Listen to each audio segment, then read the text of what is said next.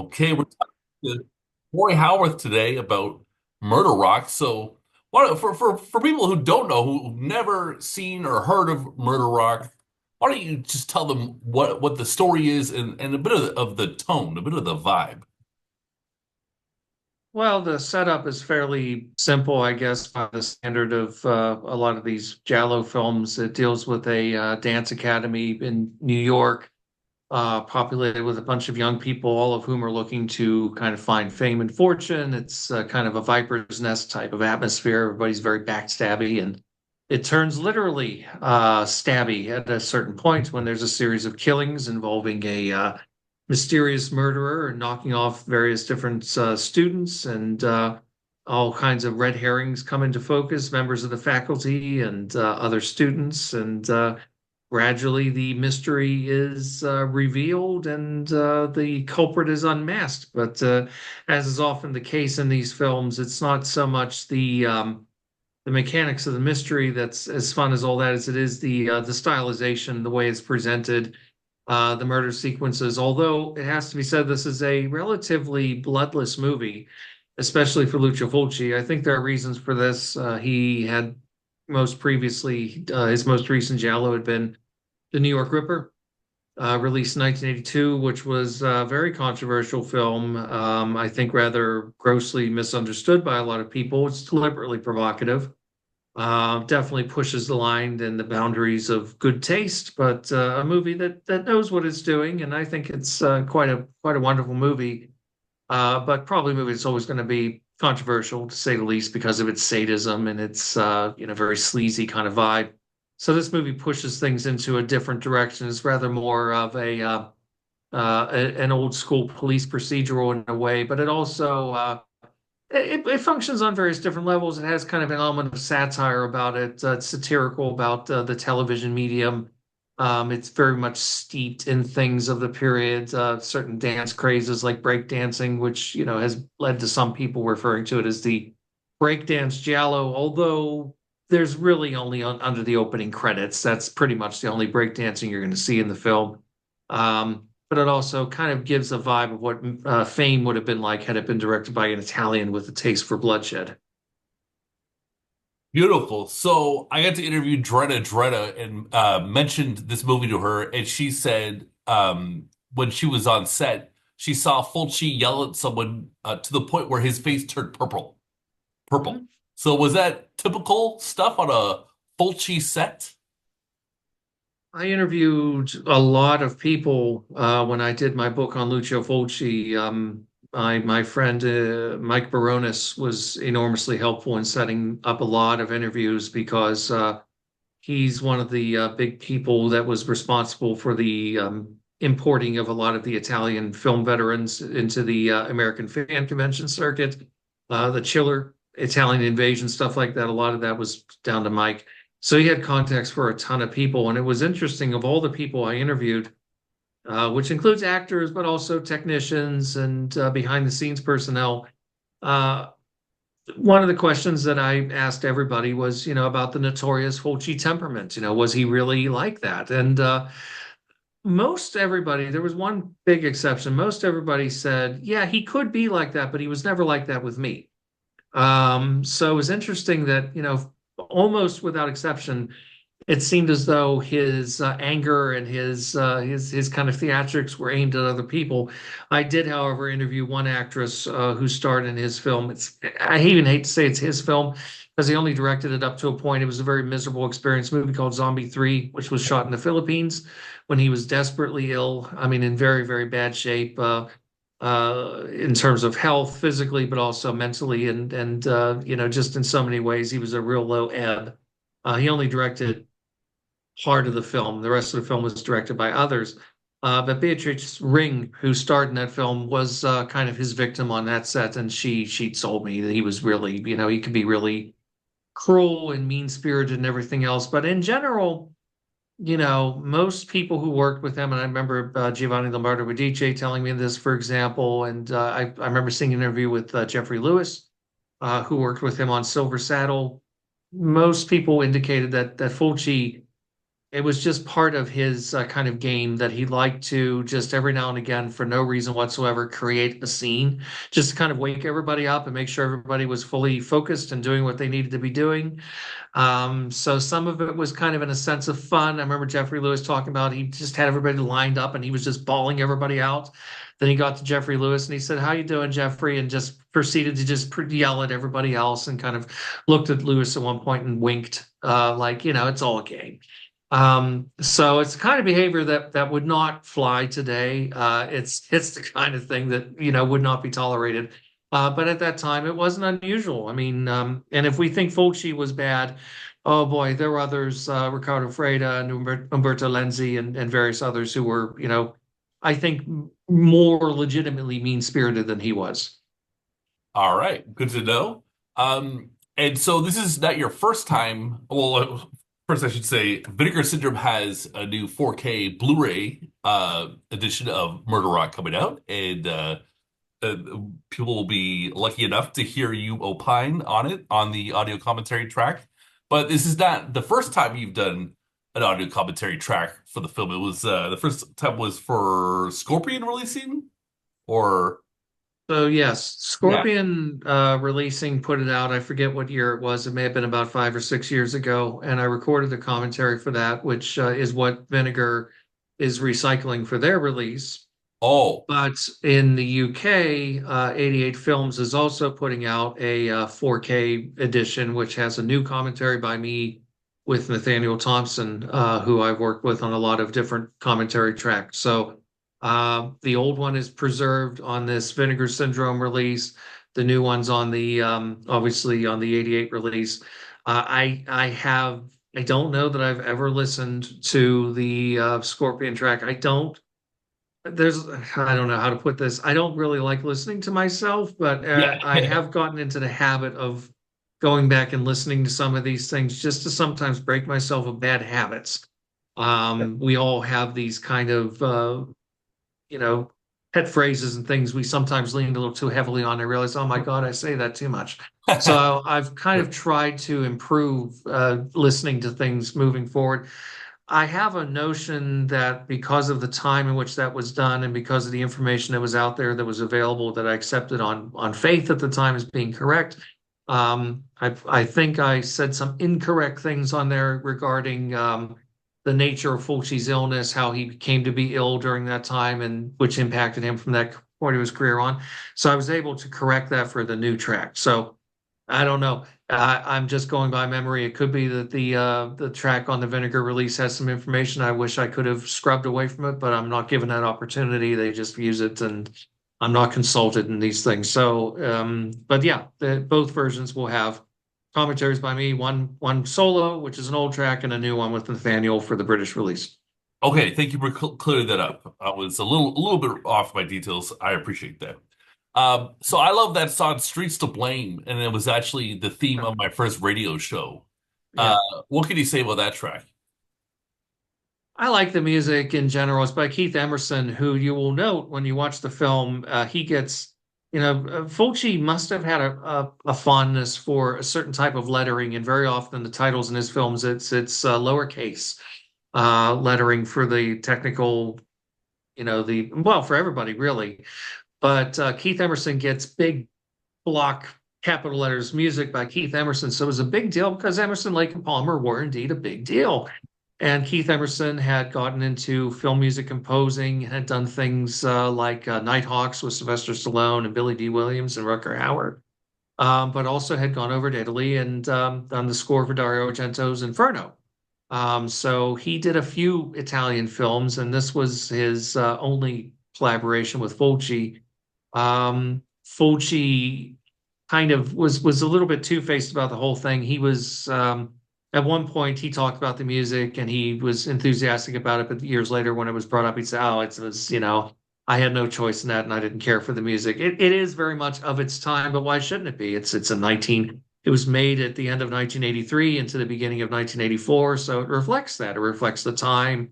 It reflects the tastes, and that's the way it is. So I always love when people say, "Oh, it sounds dated." Well, everything's dated. I mean, when you think about it, I mean, it's just everything reflects the period in which it's made. So, but it is very much rooted in a specific kind of thing that was very popular at that time. This is post-disco.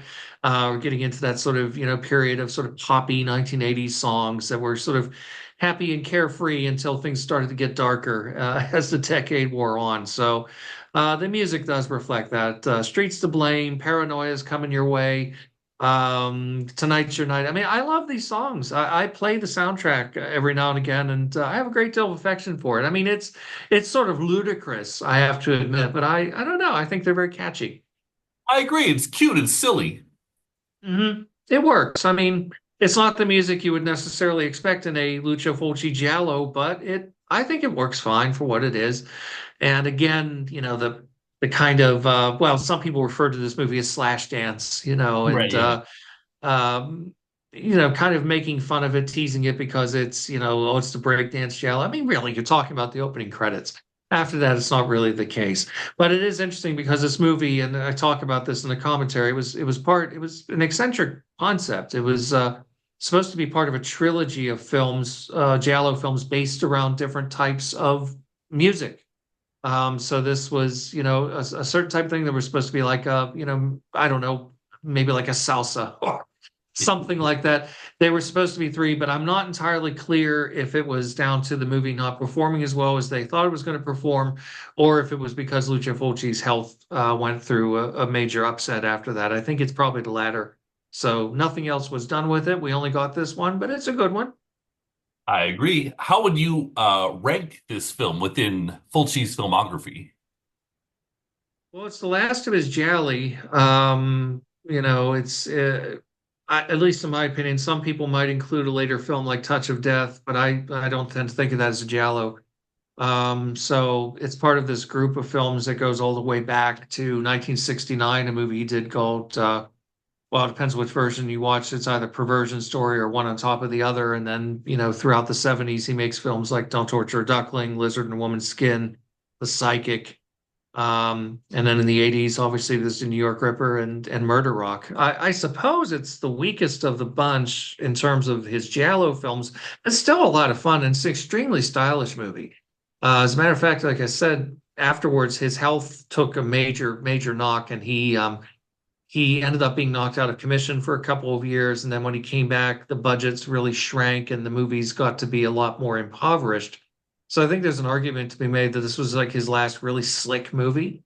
But I like it a lot. I think in terms of his overall body of work, which is a much bigger context, going all the way back to 1959, first movie as a director, focuses on making comedies and musicals and all kinds of different things until he gets into horror films 20 years later with Zombie. It's probably, no, it's not top tier, but it's close to the top of the middle tier for me. Nice. I find many gialli are can sort of look alike, and I think this one is maybe silly to the point of adding dimension to the genre. Is that a fair assessment? Well, I mean, it all depends on what you mean by silly. I mean, the problem with giallo films for a lot of people is it depends on what your grounding is. If you're really into the kind of classical American and especially British mystery tradition, which tends to be very rigid and very logical and I think in many ways very mechanical, giallo films are asking a lot because they play by their own rules and they are knowingly absurd. I think any absurdities that you see in Argento films and Fulci films, Bava films, for example, just to pick, three of the best people who worked in this field. I'm not talking about the really kind of low end, sort of grubby, crappy giallo films, but some of the better, real kind of auteur filmmakers who made these types of films. These weren't stupid people. It wasn't that they had no clue how people behave in real life. They were making choices, stylistic choices. And, I always said that I think that these movies, they may not make logical sense, but they make kind of emotional sense.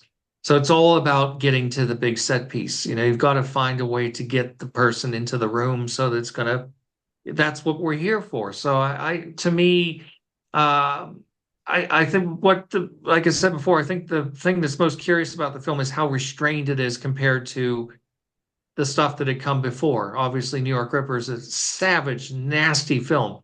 a very sad and melancholy film too. This movie is also rather sad and melancholy. That's true of a lot of Fulci's films. I think he was a rather sad man in general. Um, but does it really kind of reinvent the wheel? No, I don't think so. As a matter of fact, Nathaniel makes this point in our commentary, which I admit I'd never really thought of before, but it's a really good point. It's almost a remake of Lizard in a Woman's Skin. When you think about it, break it down, it's not the same, obviously. It's been updated and it's a different setting, but there's a very similar thing in playing with that idea of, dreams versus reality and especially the way the mystery is resolved at the end of the film is very similar. So I wouldn't say I think it's a particularly groundbreaking film, but I like it very much, particularly stylistically, because it's a very beautifully photographed film and I think very well paced. It's lean. It doesn't overstay its welcome. Who do you think gives the best performance in the movie? I love an actor who's not well known. He was a very distinguished theater actor that Fulci, I don't want to say discovered. It wasn't like he discovered him, but he came into Fulci's films on The New York Ripper, actually, and was there throughout the early 80s in several of his films. The Rome 2072 AD, The New Gladiators, Manhattan Baby, this film, and The New York Ripper, especially. An actor by the name of Cosimo Cineri, who plays the police inspector. He's the kind of Columbo attired, rumpled raincoat Inspector Borges. He has all the great lines in the film.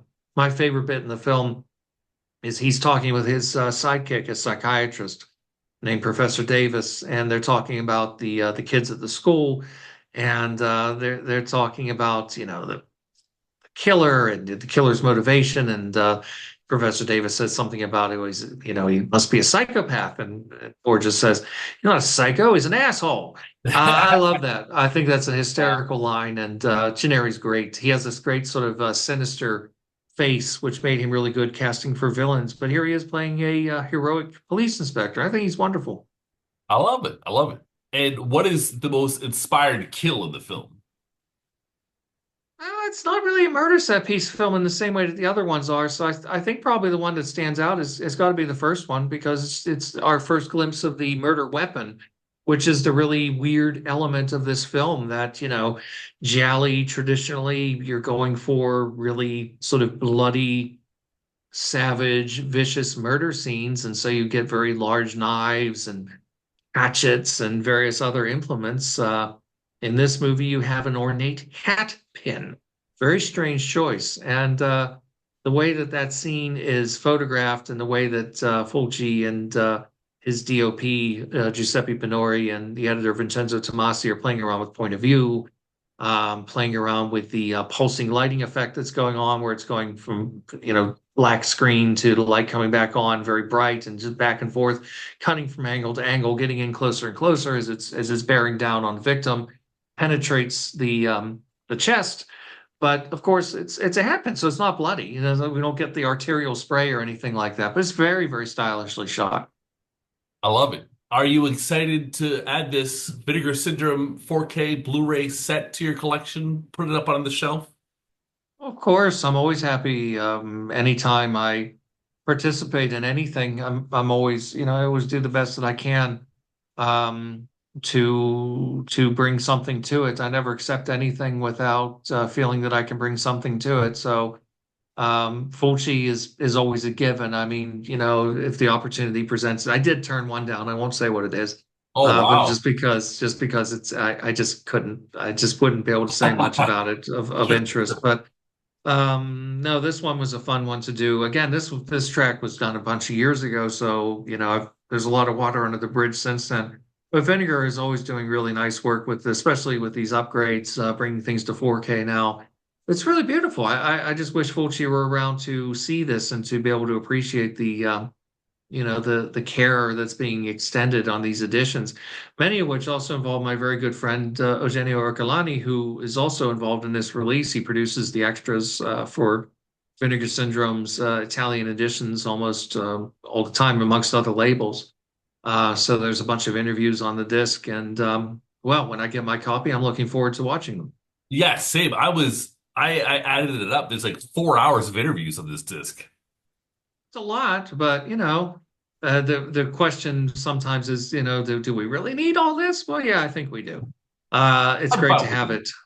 it. I like to have it, and you know what? Even if sometimes certain interviewees are more interesting than others, inevitably, but I'm always happy to have it, and it's the same thing with commentaries. I always like when they include even multiple ones. I don't see a problem with that because it's fun to get sometimes different points of view and different perspectives. Even for me to revisit this one, part of me thinks, oh boy, I'm being greedy by doing this again. But it's like, what? It has been a bunch of years and some of my views have changed and I can correct bits of misinformation and hopefully not add new ones into the mix. So yeah, it's fun. I love it. All right. Well, Troy, thanks so much for your time. It's always a pleasure to talk to you. And before I let you go, do you have any books coming out that you like or could mention before we end the interview? My most recent book that came out was Innocence Lost, which is about German director Robert Siegel, who made a wonderful horror film in the late 80s, German Hungarian production called Lorraine. Not a terribly well-known film, and his career didn't go probably the way that it should have done. It's unfortunate. He obviously displayed a great deal of talent, but luck was not on his side. So this book came out. It's not something that I think is going to be of great interest to a huge number of people because that's very, very niche. But I've got a couple of other things that I'm working on, and I mentioned Eugenio Orcolani. He and I are collaborating on a book called Unsung Heroes, which is going to focus on four directors whose filmographies were not terribly expansive, but they did good work. So, we're each doing two directors apiece. That will hopefully be out sometime in the near future. And also a book on Alberto De Martino's in the works. And there's several others that are planned, but nothing specifically lined up for release right now. Okay. Well, thank you so much for your time. Thank you.